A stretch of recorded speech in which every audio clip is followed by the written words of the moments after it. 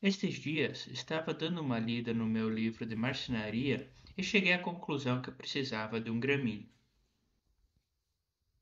O graminho riscador é uma ferramenta utilizada na marcenaria tradicional para riscar uma linha paralela a uma das laterais da tábua com precisão, e pode ser utilizado em várias situações diferentes, como no momento de beneficiar as tábuas ou na hora de fazer juntas, como será demonstrado no final do vídeo.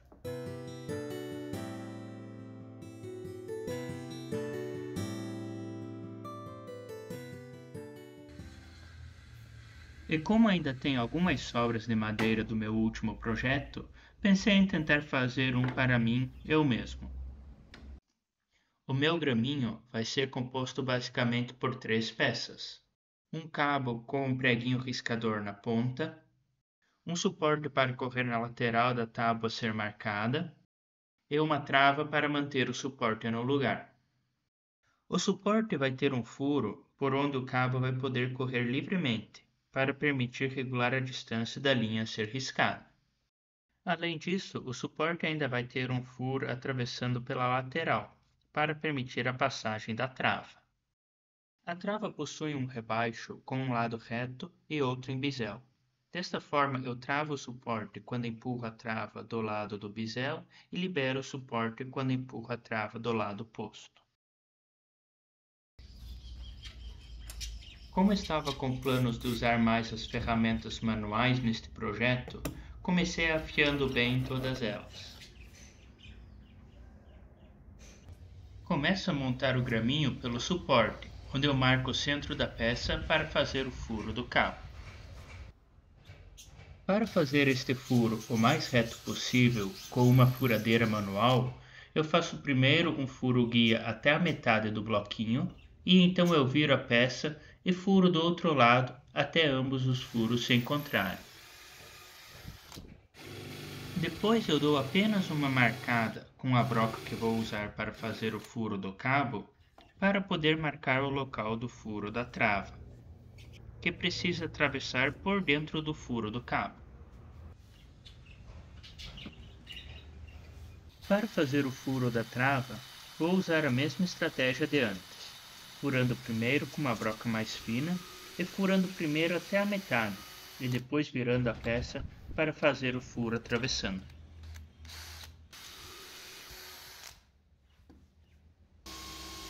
Isso tanto com a broca fina quanto com a broca mais grossa. E agora posso finalmente terminar o furo do cabo. Como os dois furos se cruzam, é de extrema importância fazer primeiro o furo da trava. Caso furasse o furo do cabo primeiro, a parte arredondada da parte de dentro do furo do cabo iria empurrar a broca da trava para baixo, desalinhando o furo.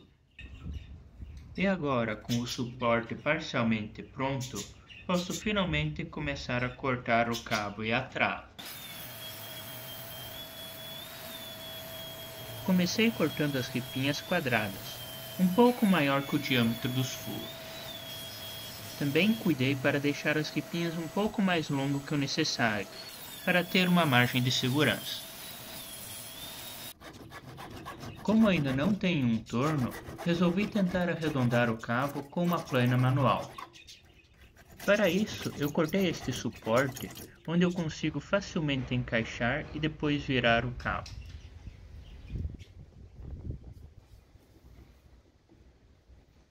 O processo de arredondar o cabo é bastante simples.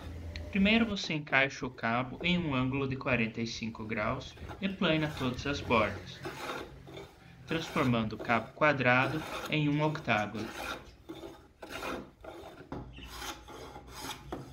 Depois de transformar o cabo em um octágono, você plana todas as esquinas do octágono e teoricamente você teria agora uma forma geométrica com 16 lados. Porém, na prática, esse cabo já vai estar quase totalmente redondo.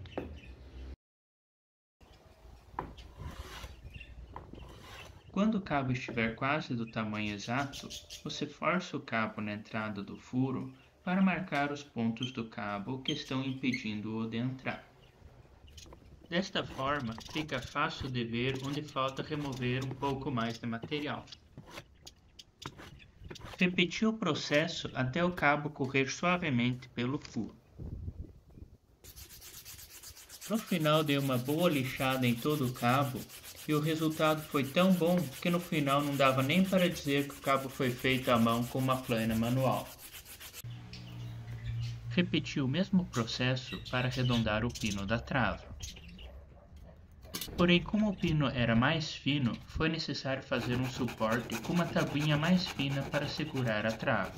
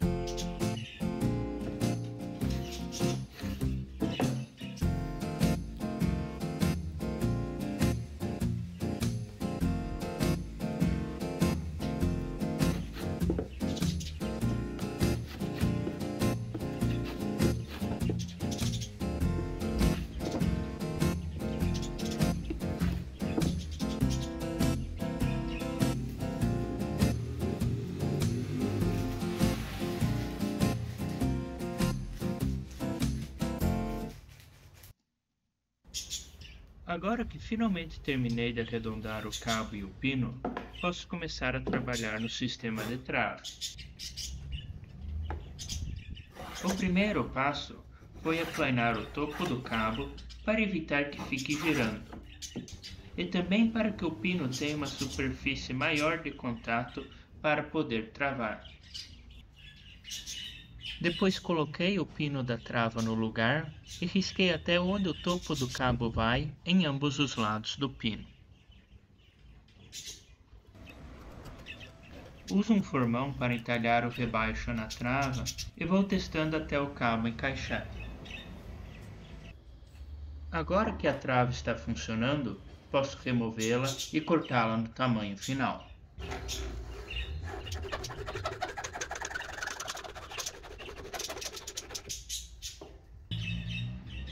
Dou uma arredondada nas bordas do suporte para que a ferramenta seja mais confortável de ser manuseada. Dou uma boa lixada em tudo, corto o cabo no tamanho final e finalmente posso pôr o preguinho riscador para testar a minha nova ferramentinha.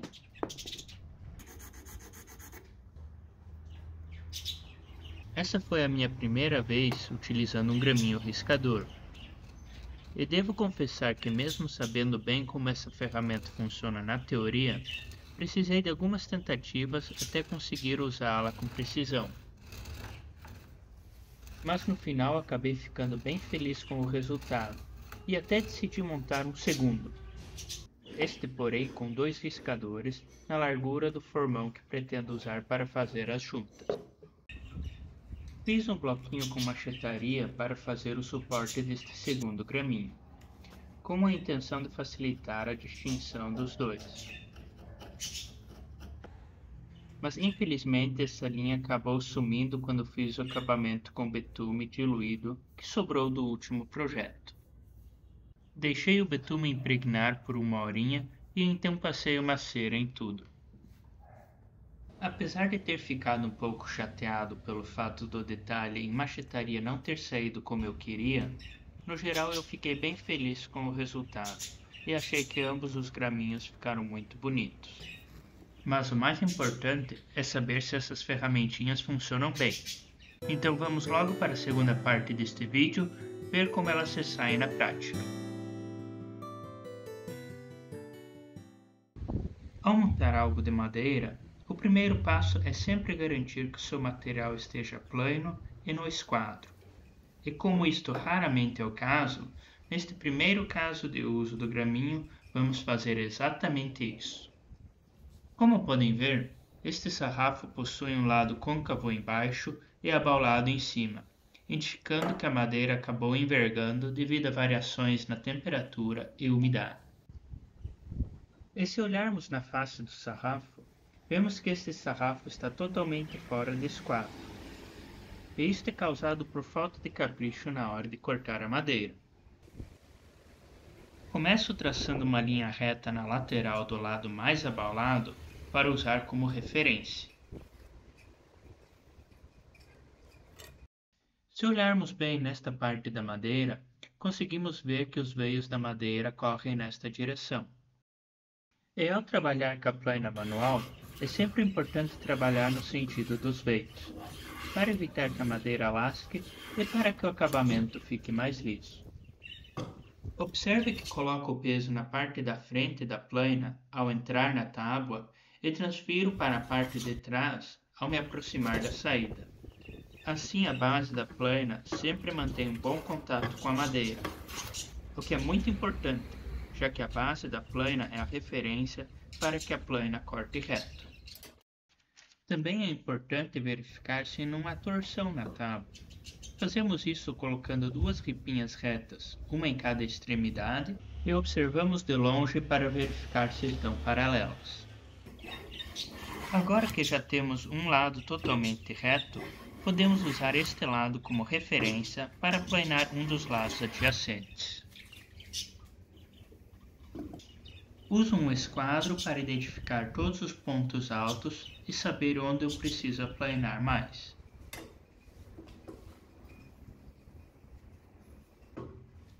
Vou repetindo o processo até os dois lados estarem no esquadro em todo o comprimento.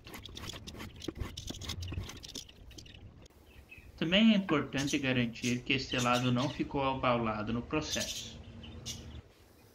Agora, para aplanar as duas outras laterais, é importante que, além de estarem retas, estas estejam paralelas à lateral oposta. E para isso, o graminho vem a ser uma grande ajuda.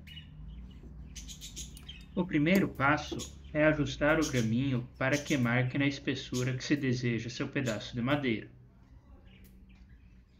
Após travar com o dedo, é bom dar uma leve batida na trava para evitar que ela saia do lugar durante o uso.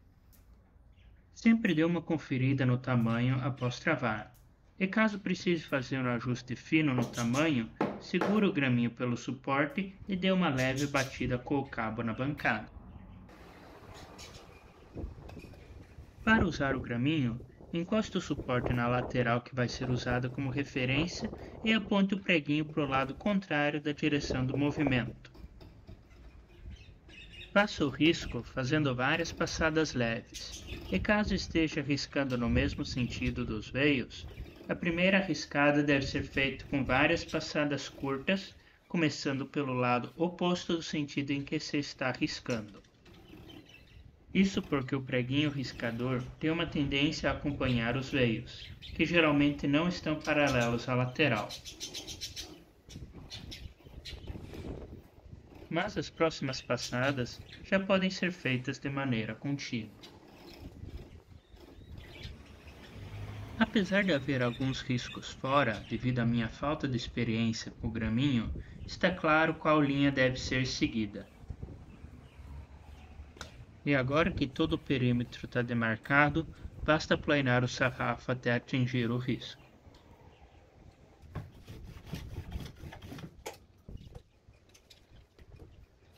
Repito o mesmo processo no último lado a ser planado. Dou uma leve lixada em tudo e o material está finalmente pronto para uso.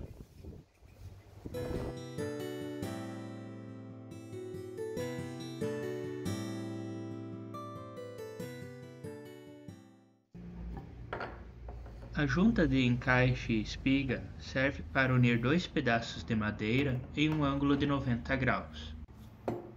Por ser uma junta muito forte e estável, é muito utilizada em móveis como mesas e cadeiras. Esta junta consiste basicamente de duas partes, uma extensão retangular cortada em uma das partes e um encaixe correspondente na outra peça.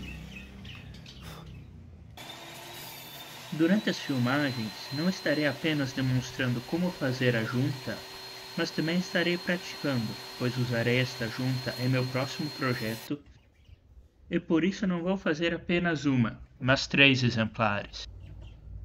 E se estiver curioso para ver qual será este projeto, não deixe de se inscrever e ativar o sininho para não perder o próximo vídeo.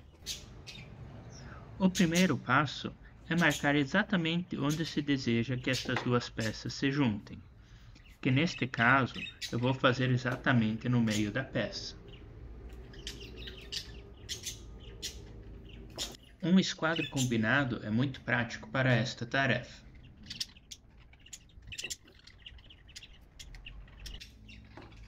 Depois de marcar o local da peça, é hora de demarcar o tamanho do encaixe.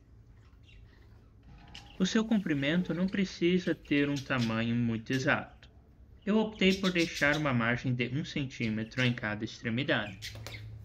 Já a largura é importante que seja do tamanho exato de um dos seus formões. Por isso eu medi a largura da minha peça, menos a largura do formão, e dividi este valor por 2 para marcar as linhas laterais do encaixe.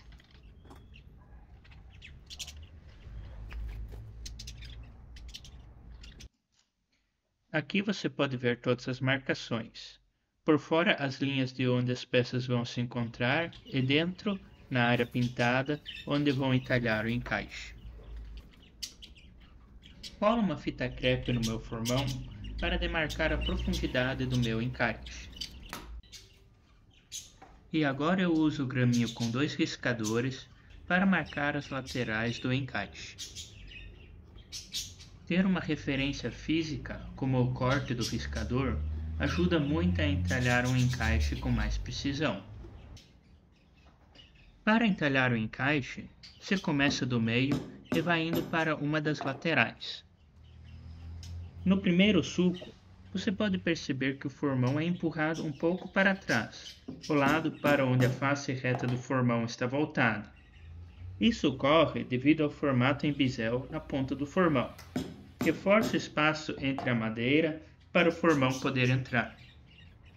Mas nos próximos sulcos, a madeira na frente do formão já vai estar mais solta, permitindo que o formão entre com mais facilidade na madeira e evitando que ele seja empurrado para trás a cada martelada. E por isso a importância de se começar no meio. Depois você repete a mesma operação na direção oposta.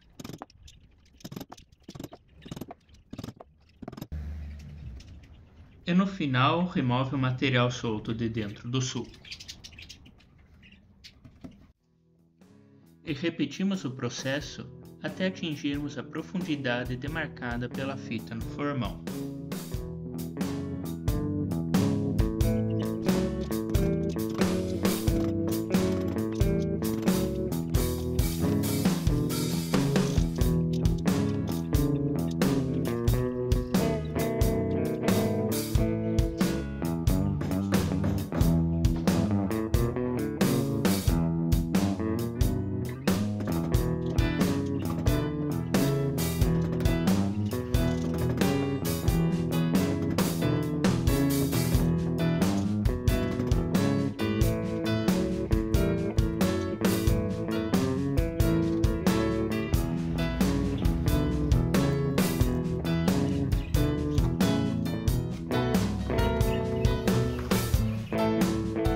Agora que finalmente terminei de cortar o encaixe, posso começar com a espiga. O primeiro passo é regular o graminho de um riscador na mesma profundidade que o encaixe e confiro o tamanho antes de riscar a peça que vou usar. Depois de tudo estar conferido, faço um risco em torno de toda a extremidade em que vou fazer o encaixe.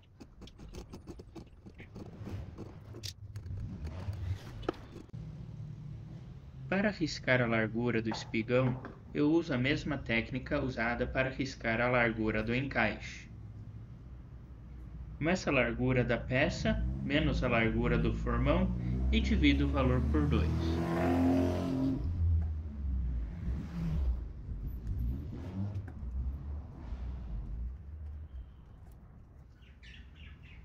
Regulo o graminho de 2 riscadores de tal forma que ambos os riscadores fiquem o mais próximo possível da linha.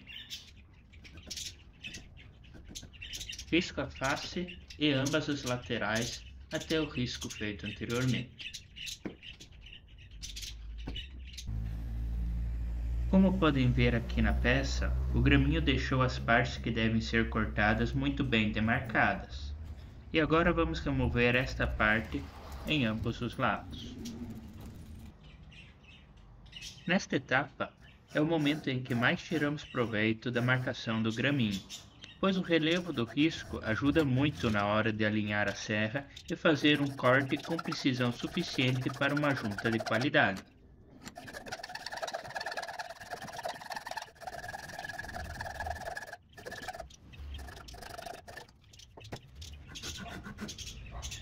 Serro em ambas as direções para remover a área demarcada, sempre tomando cuidado para manter a lâmina da serra do lado do risco em que o material vai ser removido.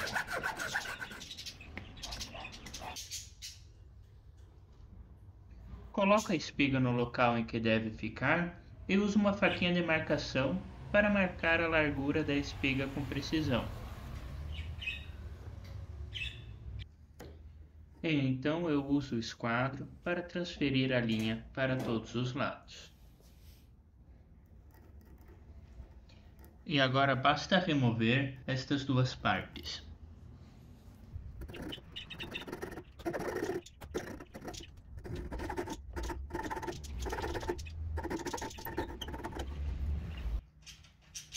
Faça um pequeno chanfro em todas as quinas para facilitar a entrada da espiga.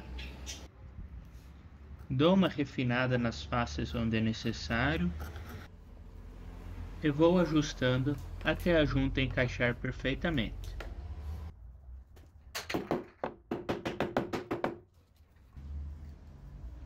E agora, para finalizar, só falta passar uma cola e deixar secar.